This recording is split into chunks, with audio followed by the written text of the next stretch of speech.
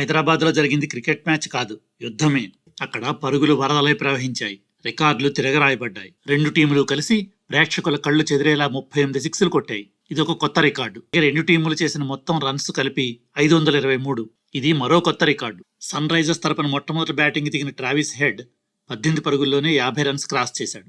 IPL హిస్టరీలో ఇప్పటిదాకా ఇదే ఫాస్టెస్ట్ 50. తర్వాత అభిషేక్ శర్మ కూడా ముంబై ఇండియన్స్ బౌలర్స్ మీద ఏమాత్రం జాలి చూపించలేదు. కొత్తగా ఎంట్రీ ఇచ్చిన క్వెన్ మఫాకా బౌలింగ్లో ఒకే ఓవర్లో 20 పరుగులు చేశాడు. 16 బాల్స్లోనే హాఫ్ సెంచరీ కొట్టి అప్పుడే ట్రావిస్ హెడ్ నెలకొల్పిన రికార్డుని తను మళ్లీ తిరగరాశాడు. 10 ఓవర్లు పూర్తయ్యేటప్పటికి సన్ రైజర్స్ హైదరాబాద్ టోటల్ 148. ఇది ఇంకో కొత్త రికార్డు.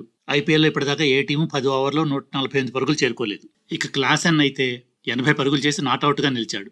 ఇలా గొప్ప టీం వర్క్తో సన్ రైజర్స్ హైదరాబాద్ 277 పరుగులు చేసింది. ఇది ఐపీఎల్ హిస్టరీలో ఇంకో కొత్త రికార్డు.